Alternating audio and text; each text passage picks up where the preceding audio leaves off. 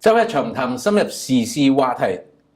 今日我哋為大家請到嘅貴賓，會同我哋傾好多個唔同嘅時事，因為我哋想請佢嚟同我哋用唔完全唔同嘅角度，唔係話批判，唔係話推廣，而係從客觀嘅立場去幫助我哋去了解呢啲問題嘅。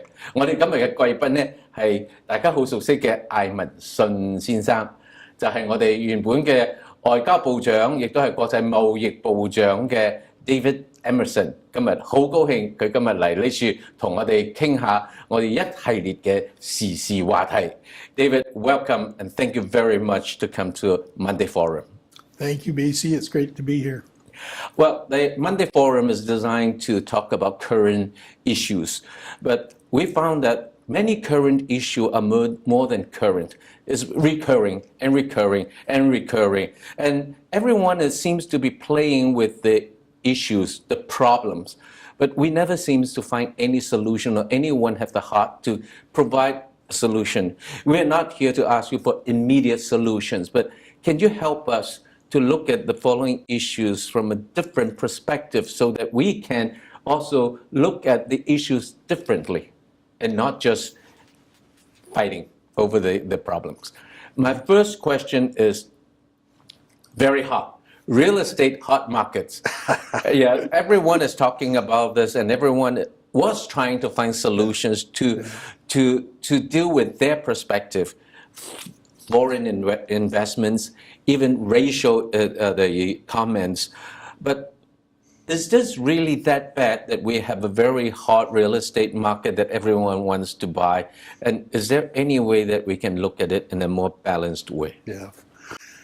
It's kind of funny because when I golf, all of the people I golf with, every one of them has a different idea about what the problem is and what the solution is.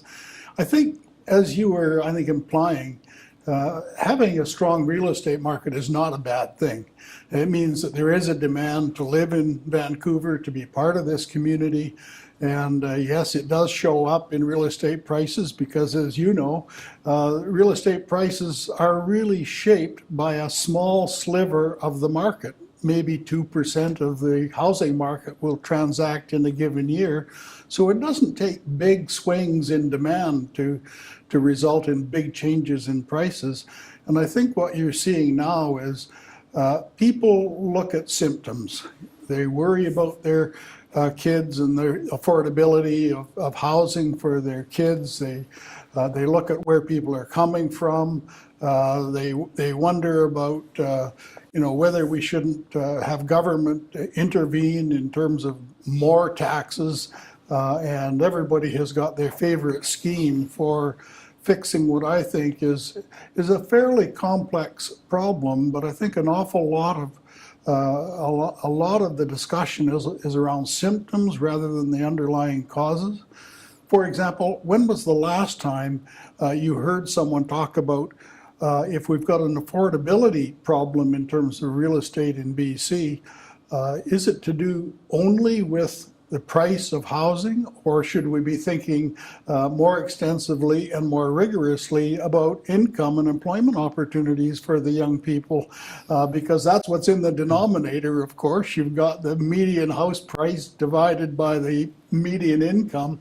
We don't talk very much about median income, and frankly, in Vancouver, I don't think we do a great job of fostering economic development and industrial development, the employment opportunities that enable young people to actually be able to afford a house. Now let's talk about the housing price and what perhaps is driving that price, and whether we should be intervening with all kinds of speculation taxes or foreign ownership taxes and so on.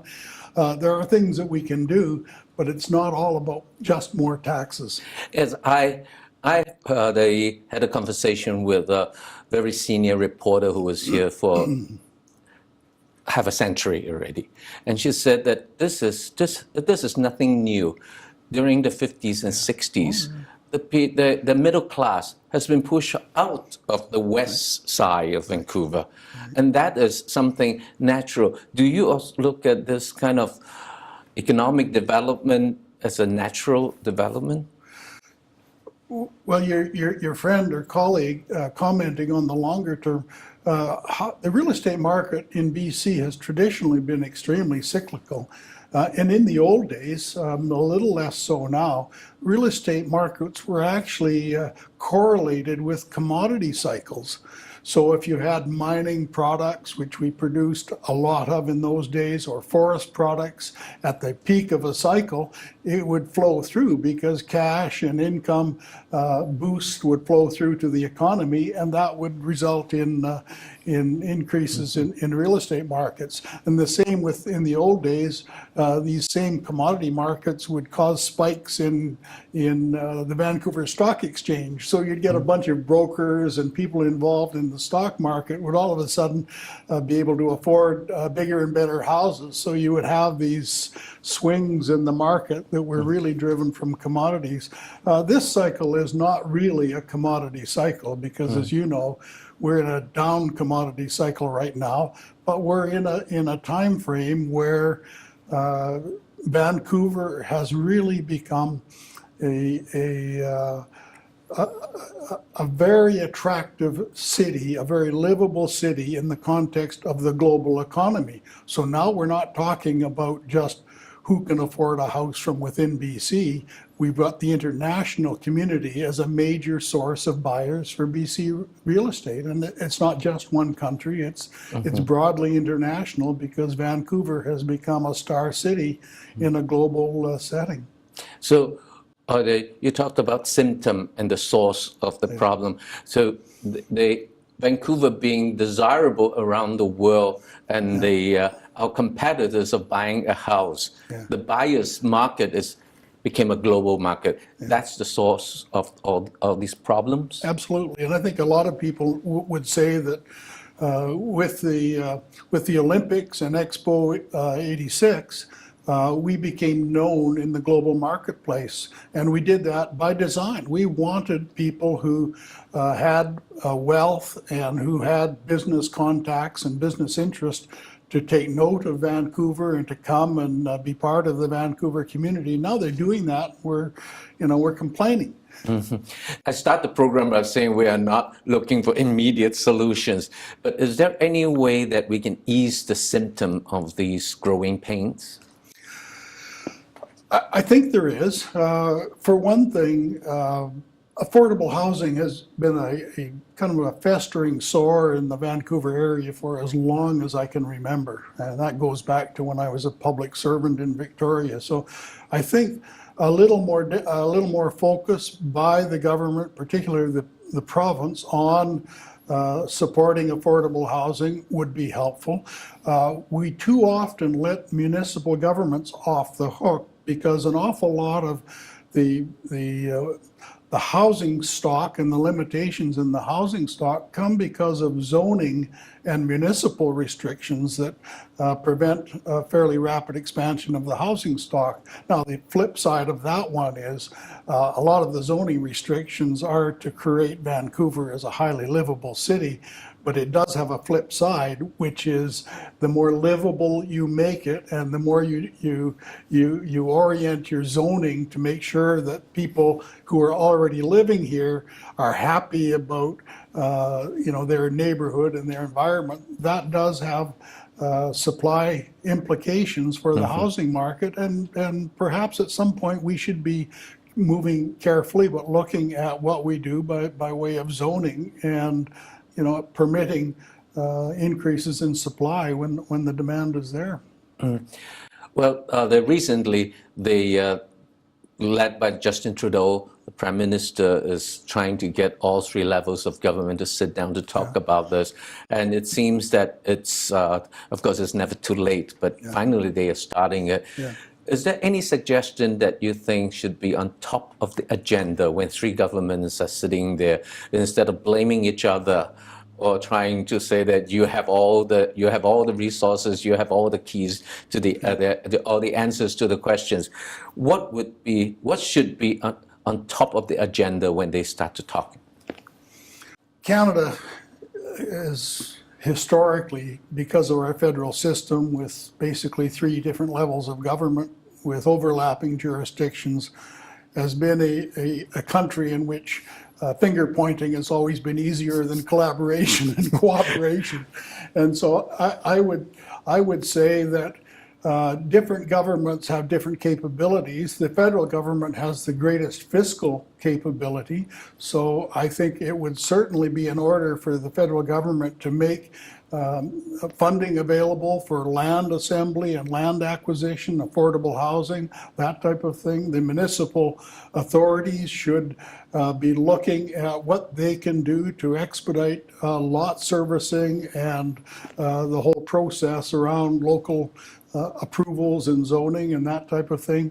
And the provincial government again should come in and probably cost share with the federal government.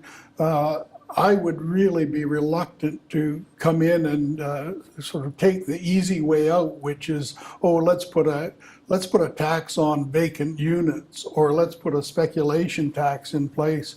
There are a lot of taxes involved in real estate today. Some of them are transactions taxes. Some of them relate to capital gains. It's a complex environment in which real estate is regulated. And I would say there is one further thing, and perhaps this, if I were in the provincial government, my number one priority would be to clean up the regulatory framework around real estate, because right now we have self-regulating real estate operators, basically with a fairly cozy, institutionalized, legislated arrangement that enables the real estate market to regulate themselves. And to me, I do not know why regulating real estate is less important than regulating stock markets. And we have extremely rigorous and thorough and vigilant regulation of stock markets. And as you know, you can go to jail for misleading investors. In real estate, it just seems like it's the Wild West, and we're not regulating it effectively. Before we wrap up on the real estate issue, just one last question has been asked by many people, is that in Hong Kong, if you buy a real estate and if you sell it within 3 years, you have to pay up to 20% tax. Is that a fair way of cooling the market? Every market is unique, and Hong Kong is a very unique housing market, as you know. It's highly constrained. Government plays a major role in the supply of land in Hong Kong. But really, speculation, it provides signals to the market. You get speculation in financial markets, you get all kinds of trading in futures and so on. So to some degree, speculation in real estate are people that have decided to take a risk, and they're in a sense providing some sort of intermediation between sellers and long-term holders. And you really want to discourage that? And is that the right solution to the problem, or is the solution to look, the demand for BC real estate is a good thing, and let's just manage it, and let's in particular regulate more vigorously and more effectively. Thank you. 我哋休息一陣，翻嚟再傾另外一個時事話題。